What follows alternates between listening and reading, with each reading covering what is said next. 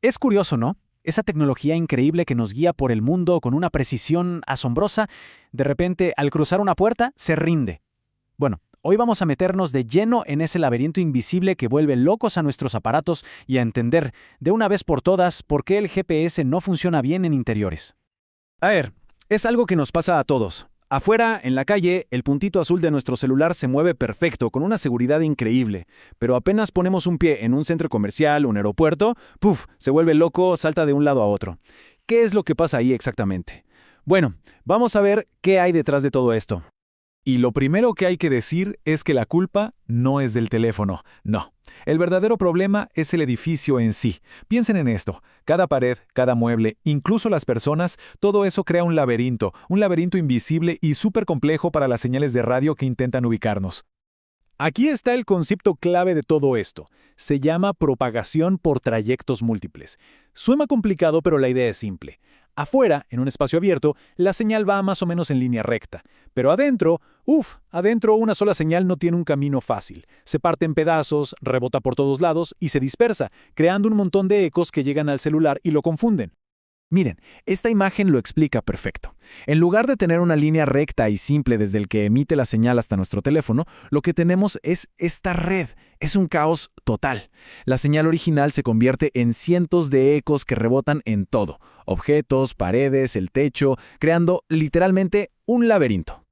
Para ponerlo en perspectiva, imaginen esto. Afuera, la señal viaja por una autopista despejada. Un camino directo, simple, predecible.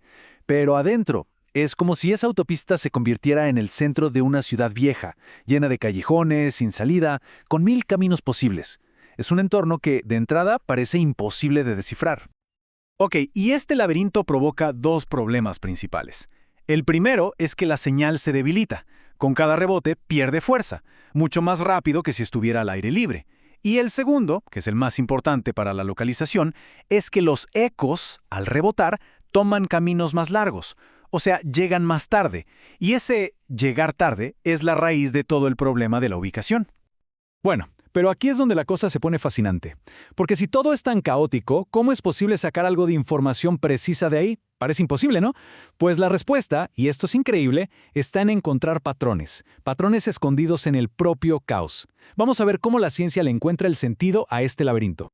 Porque sí, a simple vista parece un desorden absoluto, pero, y este es un gran pero, no es aleatorio. Resulta que todo este comportamiento tan complejo sigue reglas estadísticas muy precisas que los científicos lograron descifrar. Miren este gráfico. Esto es lo que ve nuestro celular.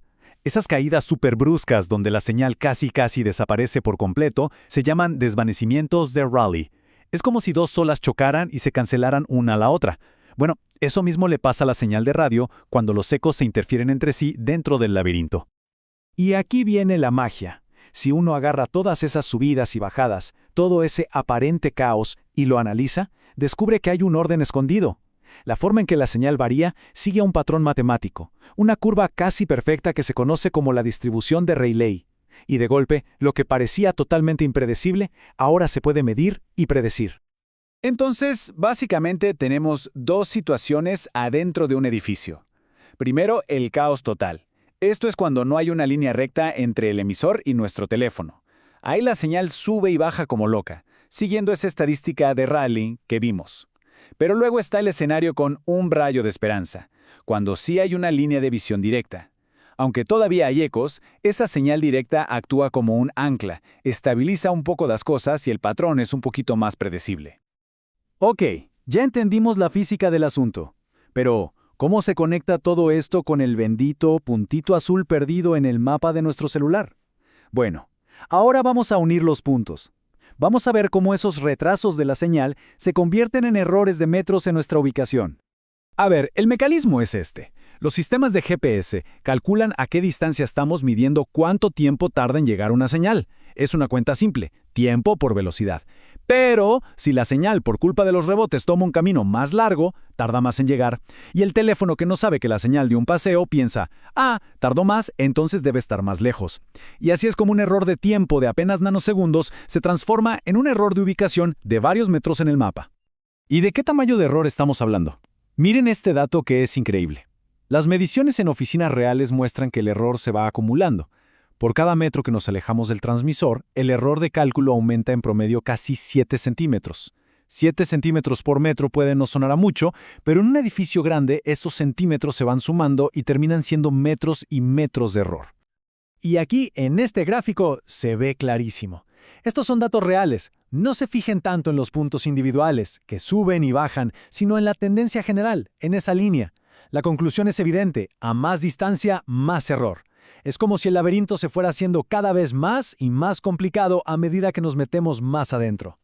Bien, ya definimos el problema, entendimos la física que hay detrás y vimos las consecuencias prácticas.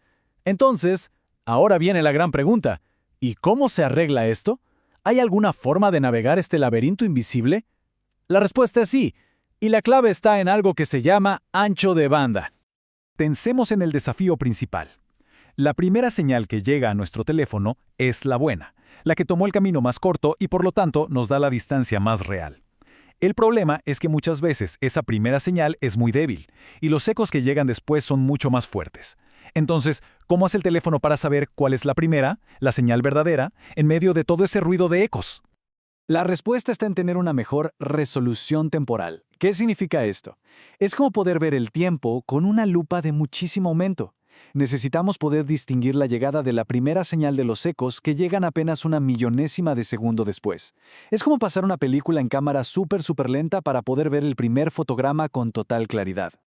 ¿Y cómo se concibe esa cámara lenta para el tiempo? Con más ancho de banda. Miren los números en esta tabla. Es súper claro. Con un ancho de banda bajo de 50 MHz, el error promedio es de casi 4 metros. ¡Una locura! Ahora, si lo subimos a 250, el error baja a menos de 1 metro. Y si nos vamos a un ancho de banda súper alto de 1000 MHz, el error es de apenas 35 centímetros. La relación es clarísima. A más ancho de banda, muchísima más precisión.